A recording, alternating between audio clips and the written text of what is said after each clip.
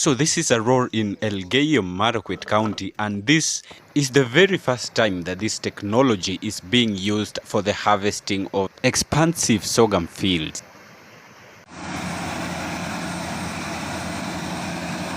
This agricultural mechanization is the future to food security in the country.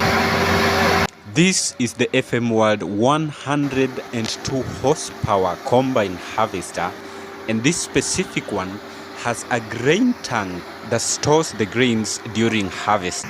Harvest within a short time, minimize wastage, hence profitability.